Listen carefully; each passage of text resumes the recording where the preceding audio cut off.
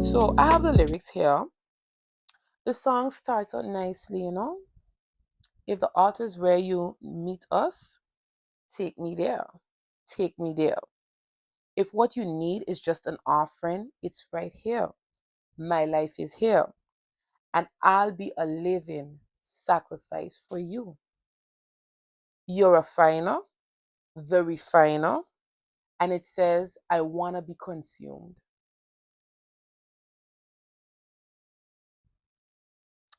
Then it proceeds to say, let me sit up. Let me sit up.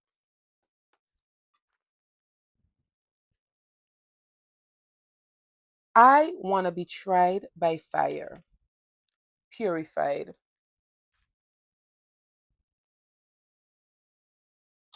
You take whatever you desire. Lord, here's my life. I want to be tried by fire, purified. You take whatever you desire. Lord, here's my life. I've not sung this song in a while.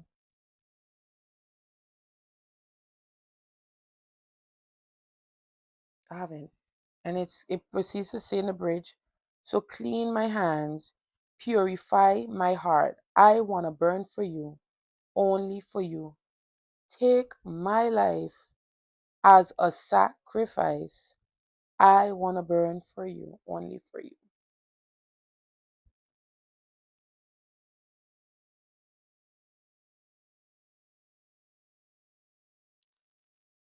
Yeah. Mhm. Mhm. There's this other song. I think this song to be very sweet. Don't get me wrong. Refiner is a really nice song. Like really nice. It just doesn't sound as nice when you're going through the fire. Same with this other song, but I have digested the words a lot in this season. Like the words actually sunk in my spirit in this season. New wine. I used to sing new wine with my chest big. Sorry, I'm probably hit that again. With my chest big. I wonder if the mic came off. Oh, it's on still. I used to sing new wine with my chest big when I was in my high season. When I got into my low season, I was like, oh, this song don't give the same stirring as when I was in my high season. I realized when I sung that song in my high, it was a high. In my low season, there's a stirring on the inside with this song. Let me pull up the lyrics. Let me see. So this song, unlike Refiner, doesn't start with if the artist where you meet us take me there, that whole nice. This went straight for the juggler. In the crushing, in the pressing, you are making new wine.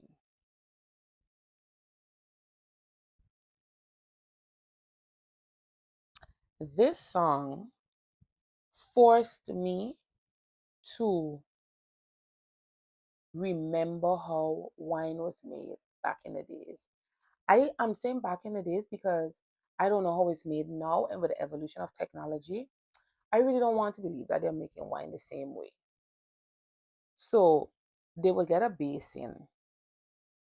First, they would start with picking a ripe. The grapes needed to be ripe. They didn't use unripe grapes. Oh, mm-hmm, mm-hmm, mm-hmm. I have a connection to make with new wine, and this season that I'm in with the fire. You might be going through a season of fire as well, but I want to make a connection. They chose ripe grapes, put them in like a basin, and people would literally have to stomp on them to get like the juice out of them. Sorry, hit it again.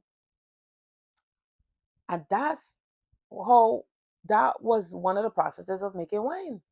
The stomping, the crushing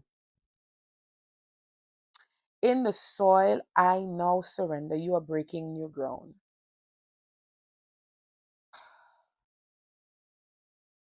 Remember, I told you that I am in a season of surrender.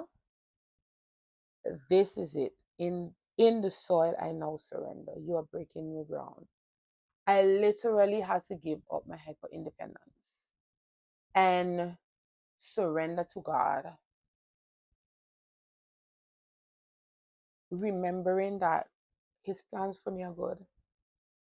I ain't come on this thing to cry.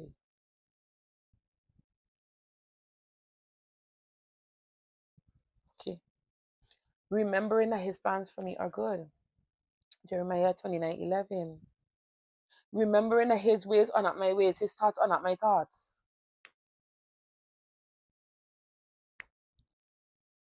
And it says, make me a vessel, make me an offering, make me whatever you want me to be. I came here with nothing, but all you have given me. Jesus, bring new wine out of me. I am just realizing it says, make me your vessel. I swear when we sing it, we sing make me a vessel. The lyrics are make me your vessel, which shows me that before I was not his vessel. I was a vessel being used by the devil. But make me your vessel. Make me whatever you want me to be. Not what I want to be. Make me what you want me to be. So in all of the uncertainty, just make me what you want me to be. And then there's this part that I'm just remembering that makes a lot of sense that I didn't think about before. But let me see if I can find it. The bridge.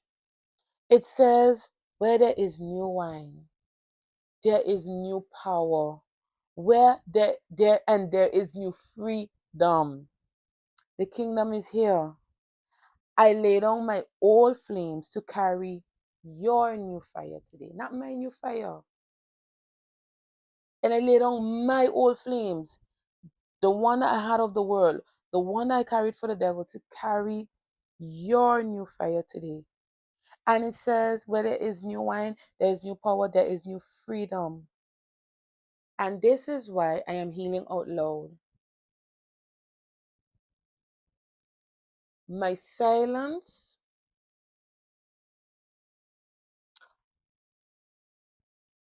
my silent traumas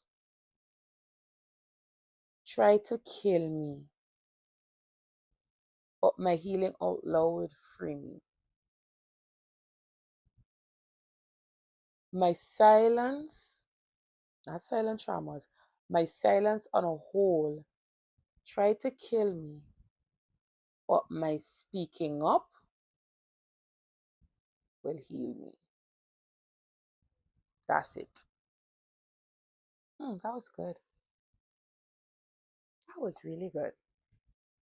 Thank you for that, God. That was good. Hmm. So, even while I am still in the process of being in the fire, I am remembering that we can always remember the promise, but in order to get to the promise, there is a process that happens in between, and that's where the hard part comes because we don't like the process. It feels hot, it feels fiery, and I don't I don't think any of us like it.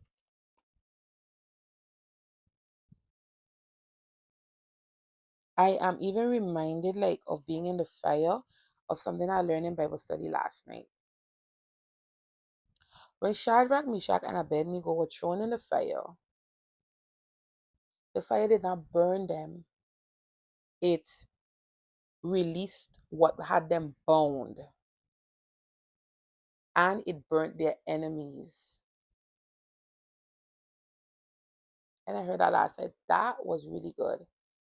Being in the fire frees you, especially when it's the fire of God. It frees you. It releases the things that had you bound, and it also eliminates your enemies. Always remember that. I remember saying that I wanted to make an analogy between the New Wine song and real life. So the part, no, not new wine, like yeah, making new wine. So before how wine was made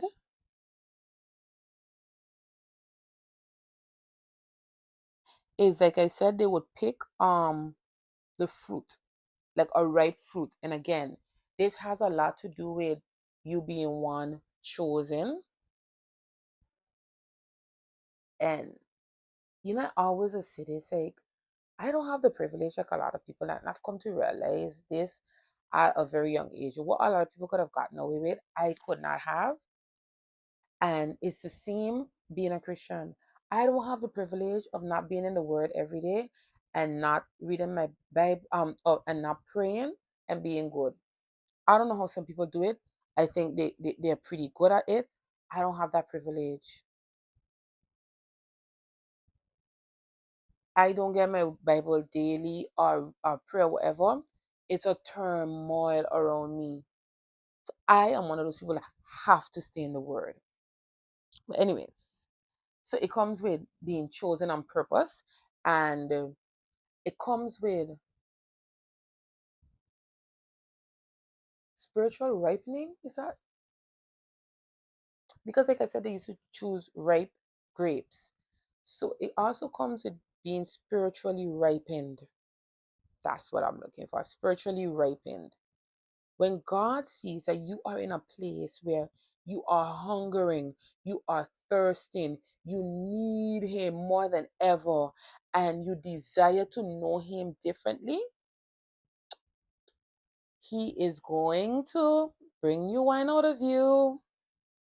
And then, so there's a crushing part, that's where the stomping, and that's where, for me, that's where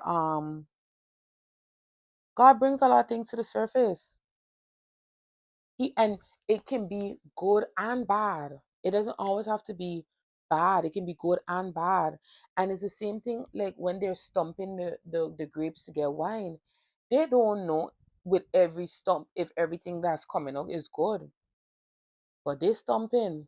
They are crushing those grapes. So that's where he bring it. So then there's a season there's also the fermentation of with wine. So that's when like they put the wine like in a dark place or so. But this is the thing with the fermentation. This part is like I would say so because remember when they crush grapes, they get grape juice. The fermentation is like the transformation from juice to wine. And I think that's a hidden transformation that happens with us. And that happens in stillness. Remember, I said I blocked out the noise? That happens during that period where you block out the noise and the transformation is happening with your mindset and the way you see things. Well, that's when there's a transformation happening in that period. And then the wine is placed in a container. Um, so we can equate that to like wine. The Bible talks about new wine needing new wine skin, and that's what this is. So with a new transformation, you need a new mindset. So this is where the new mindset comes in. The new way of speaking, the new way of doing things comes in. And you know, I see it. Like my husband even tells me like, I see that you don't even handle things the way you used to handle them. Because my husband would be like, I know you could get jiggy with it. Like he knows. And he's like, I see you just trying to demonstrate Christ, being more mature. I see you just trying to really shine your light. He's like, I know it's not easy, but I see you. And that's because there was a transformation. And then there is a separation where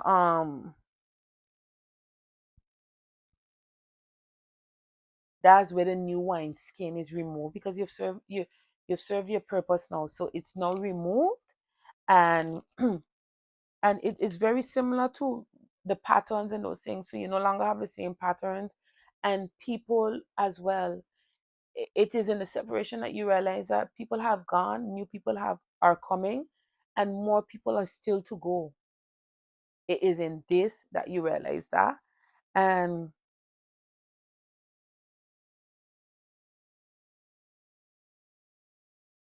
then there's the waiting. So the waiting is, yes, God has done what he has done in us, but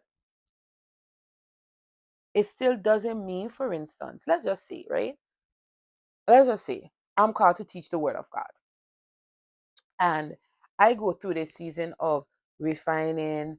I go through the season of, being chosen, being crushed, being fermented, getting new wine skin.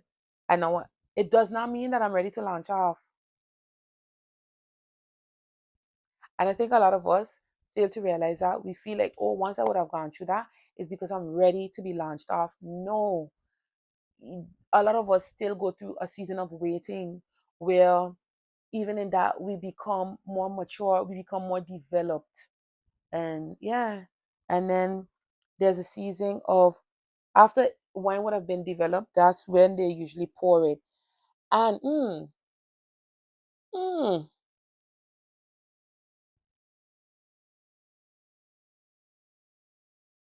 and the pouring of the wine is never for the person who's pouring it.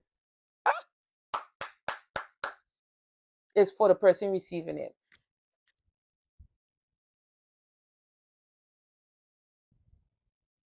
Like most times when wine is served, like when my wine is served, like let's just say I'm a waitress. Like I know I can pour my own wine. But let's just say I'm at a restaurant and I'm a waitress and I'm pouring wine. The wine being poured is not for me, it's for the other person. And I equate this to whatever has happened in life. Like we are now here to help others. This is our testimony. Healing out loud. Healing out loud. Mm-hmm. That's it.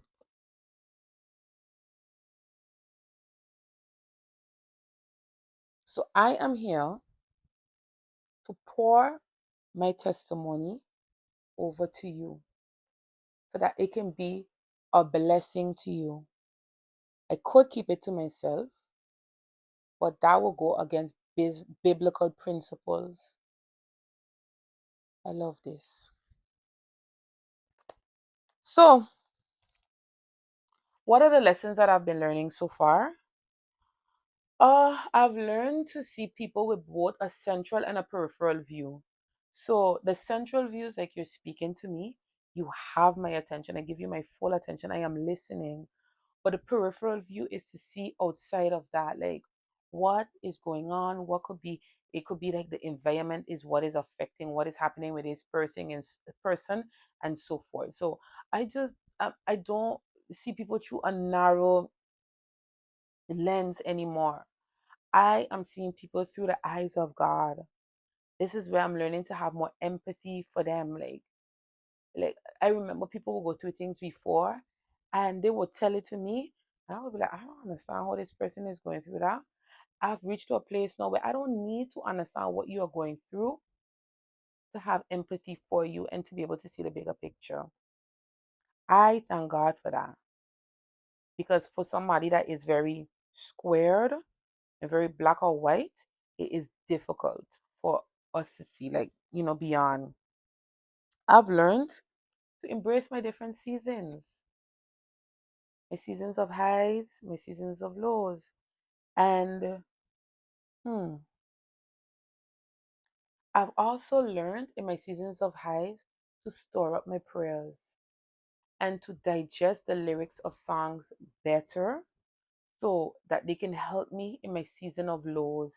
I feel like in my season of fire, this is my season of fire that I'm in right now, that I probably would have been able to get out of it differently had I treated my season of highs better. Sometimes we waste so much time. And I feel like in my season of highs, I wasted a lot of time. Like I didn't spend enough time with God. I didn't pray enough. And hence, when the low season hit me, like my season of fire, I struggled. I am struggling to deal with it. So that's it. That's all for now. I really hope that you were able to take something away from it. Even while speaking to you, I was able to get some more revelation and some more insights because God is so good. God is such a kind, He's so kind. He is so kind. Mm, he is so kind. And I hope that you were able to take away something from this.